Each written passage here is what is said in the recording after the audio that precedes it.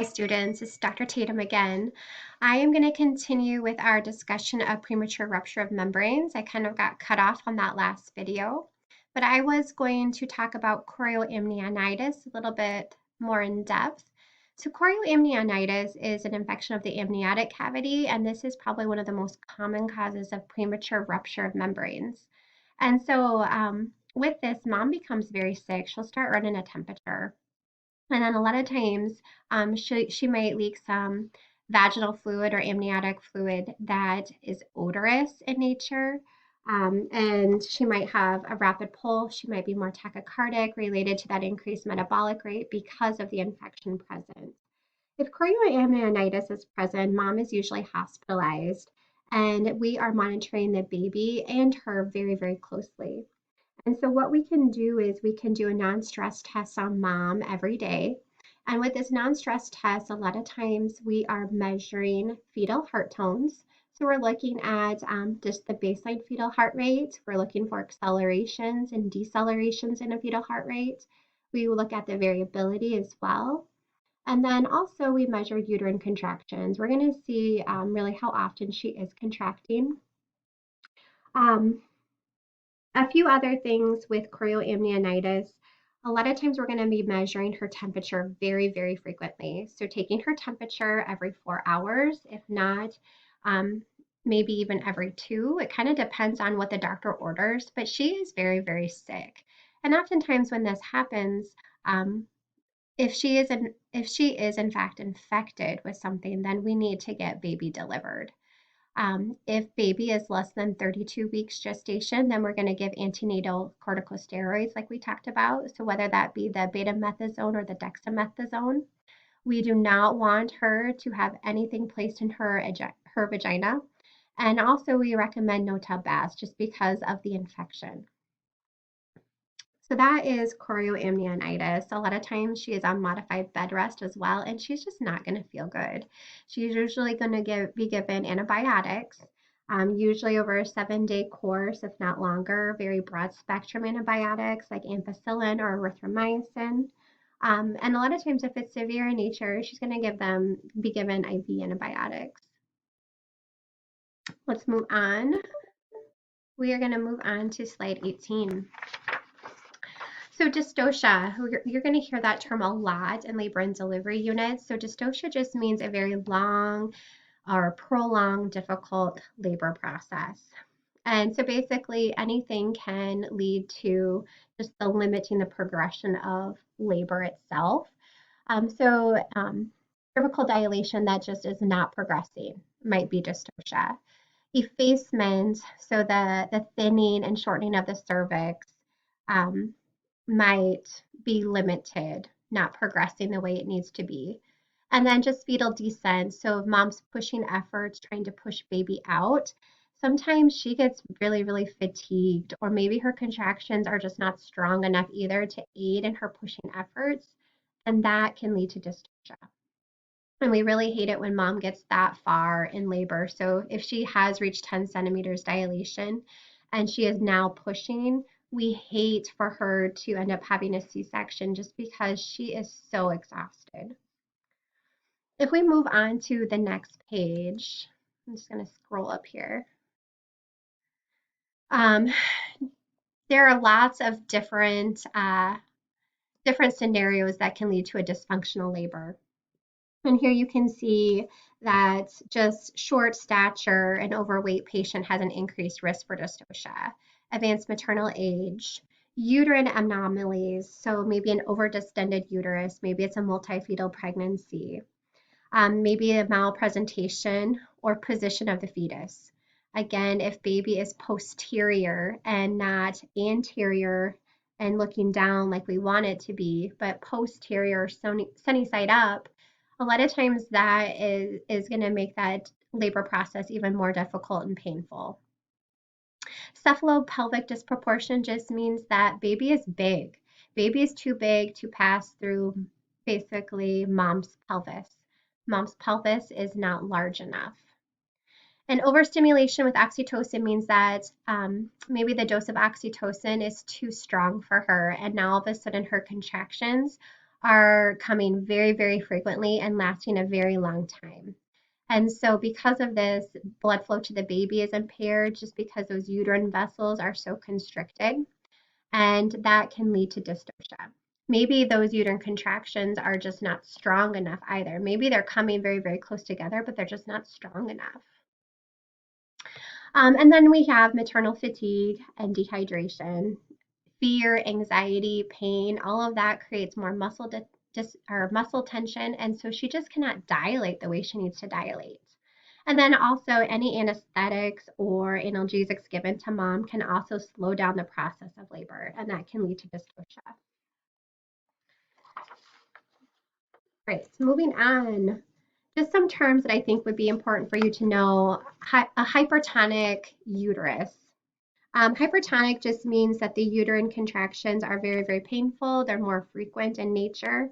However, because they're so frequent, they may not just be strong enough. There might just result in minimal head descent rather than a large head descent on the cervix.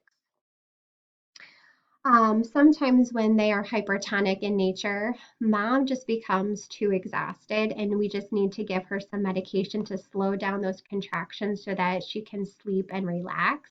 And so sometimes we give Nubain or Demerol to her just so she can sleep for a little while and slow down those contractions. A hypotonic uterus just means that those contractions are weak. They're not strong at all, and they might be inefficient to result in head descent into the pelvis. And so a lot of times hypotonic uterine contractions are most common, and that's what leads to dystocia. Secondary powers just means mom's bearing down or pushing efforts when it's time for her to start pushing. And things that interfere with her pushing efforts might be anesthesia given to her. So if she had an epidural, she's not going to be able to feel her uterine contractions enough to know when to push. Sometimes just the fatigue related to labor in general and just make her too tired to result in really good pushing efforts as well. A precipitous labor is a labor that lasts less than 3 hours from the onset of contractions to birth. So it's a delivery or a labor and delivery that happens very, very fast. Even though that sounds really nice, a lot of times it can cause lots of different complications for mom and for baby. So maternal complications associated with precipitous labor would be a potential uterine rupture. So basically, it happens so fast that the uterine muscle kind of splits open, and that can be very, very bad. It can result in high mortality rates. Lacerations can also be caused by a precipitous labor. So if baby comes down too fast, mom can tear, and those tears can lead to lots of blood loss.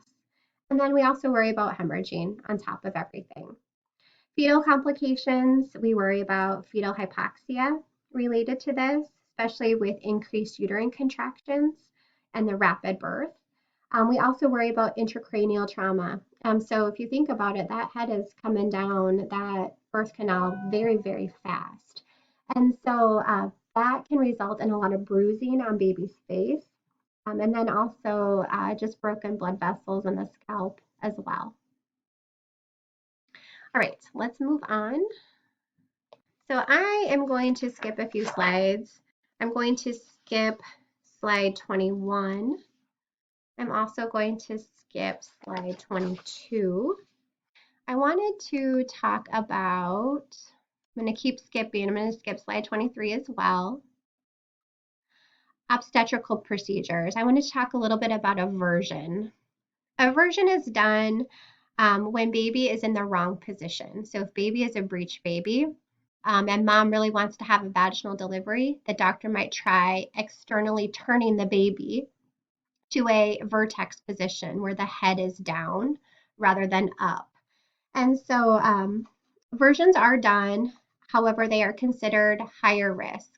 And so if a version is done, the patient is temporarily admitted to a labor and delivery unit, and she is prepped and ready for a C-section should any complications occur related to the version procedure. And so an external version is probably the most common And an internal version is pretty rare. It might be done for maybe a twin or triplet delivery, but again, we usually don't see them very often. It's going to be done more for um, those those rare pregnancies that result in multiple gestation. For the external version, a lot of times this is done for a breech baby, a baby that maybe has a shoulder presentation. A lot of times we do this after 37 weeks gestation when we know that baby's lungs are mature enough. But the doctor uses, and you can kind of see with the picture here, the doctor uses kind of a gentle but constant pressure that results in turning efforts in order to actually physically turn that baby to a head down position, as you can see by those arrows. It is very painful for the mother, and this can cause her to tense up as well. And sometimes the baby will move the way we want baby to move, and in an hour it will go back to a breech presentation. So it just depends on the baby. Sometimes they work and sometimes they don't. They do use ultrasound before, so they can just measure amniotic fluid, look at the presentation of the baby, make sure that there is no cord wrapped around the baby's neck that could just put that baby at higher risk. A lot of times baby is hooked up to the monitor. We are routinely monitoring fetal heart tones and uterine contractions. I should say periodically, just because there has to be enough room for the doctor to actually turn the baby. We are measuring mom's vital signs continuously for an hour. And we also are assessing any vaginal bleeding during this procedure, because again, she is at high risk for any complications related to just physically turning this baby. If she is Rh negative, she will need RhoGAM. And so that's something that you need to make note of if you're looking at her chart, something that you need to just get used to asking her about. And then a lot of times if they do a version successfully, we'll monitor her for maybe an hour or two afterwards. Maybe some hospitals might monitor her maybe for 4 hours. It just kind of depends on the policy. And if everything looks good, then they'll probably send her home and wait until she goes into labor to have that baby. An induction of labor just means that we are physically somehow inducing labor to begin. There are elective inductions that can be done after 39 weeks gestation. And then there's also indicated inductions, meaning that there's something about mom's health or baby's health that is high risk, and the doctor wants to get the baby out, get baby delivered if possible. All right, let's keep moving. Let's look at cervical ripening procedures. This is slide 25.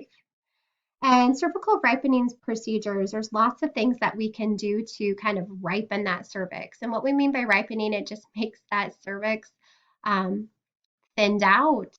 It makes that cervix soft a little bit, and it also helps dilate that cervix. So you're going to hear cervical ripening. It's kind of a funny word, but that's what we mean. We want that cervix to be favorable. And we do this by giving mom prostaglandins. Remember, prostaglandins are those inflammatory markers, and basically they can induce uterine contractions, and they can induce labor in many different ways. So there are some medications that I want you guys to make note of. On page 698 and 699 in your book, it talks about certain prostaglandins. So on page 698, it talks about a medication called Cytotec. And then on 699, it talks about a Cervidil or a Prepidel insert. A lot of times we give these vaginally. What they do again is they soften, they thin out the cervix.